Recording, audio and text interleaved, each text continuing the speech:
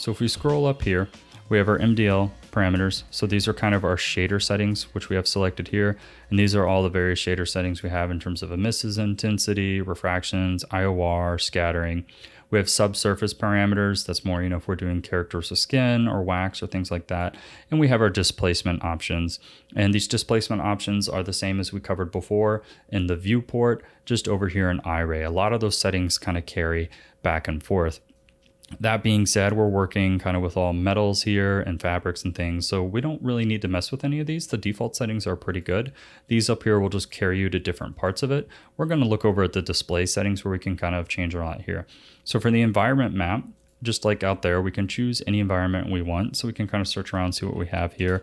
We can maybe search interior and see what we have. We can maybe do something more like a bus garage if you want, just to get more of like an interior look, even if that's not exactly, the inside of a home.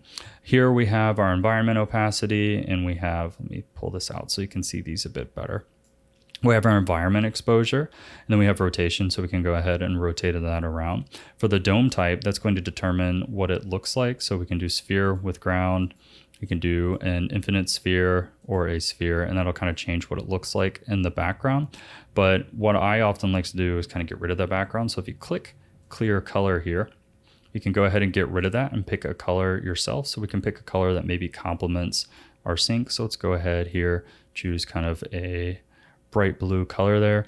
And now you can kind of tell that our color is no longer kind of matching. So let's maybe scroll through here if we see one that looks a little bit bluer. And you can import your own environments. The way you do that is drag the HDR into the shelf. And then when you click to tag it, you tag it as an environment.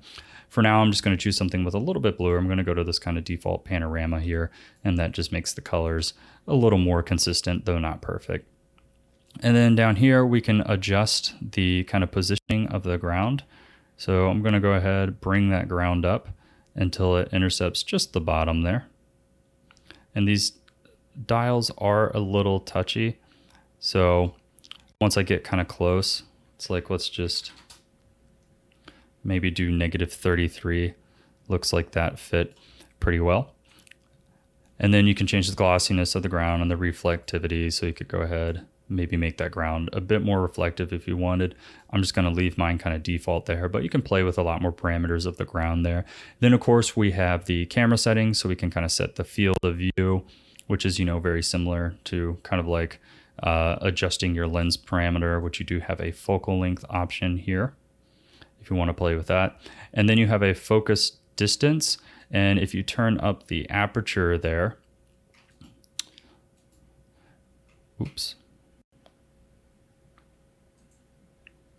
you can control, so if you hold control, it'll show you your shortcuts here. And then if you have a higher aperture, you can go ahead and control middle click, and that will choose your focus point. You can change the distance here, but as you can imagine, that's a lot more difficult. So let's go ahead and set our aperture to 5. And these aren't like actual aperture numbers. These are, just the higher you do it, the more it blurs. So it's kind of subjective.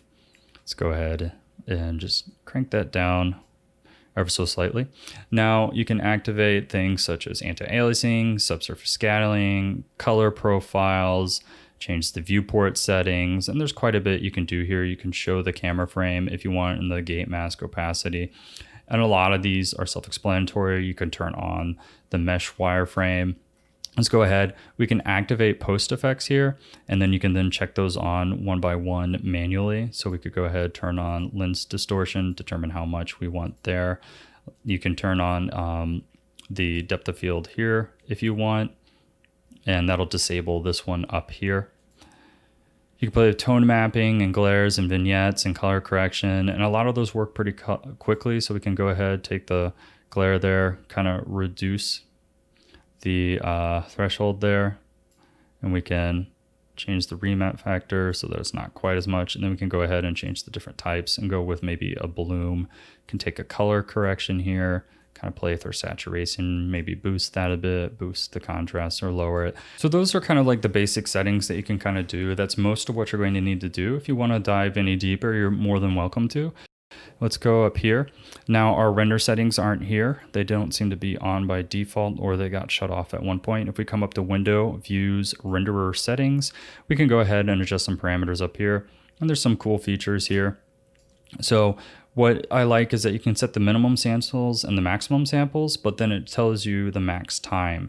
So it looks like it already kind of denoised it, but you could tell it 30 seconds and it would kind of like go from there. We can see we have some noise up there. So you can change this to minutes, and we can set this to 2 minutes. And of course you can adjust those parameters until all of your noise is gone. And you'll see that it'll just keep rendering there in the background, and it will stop when it needs to. And says here it's calculating about 1:12 of render seconds to kind of reach 1,000 samples. So you can let it get to 1,000 samples, and we still see we have more noise here, but we can stop for there.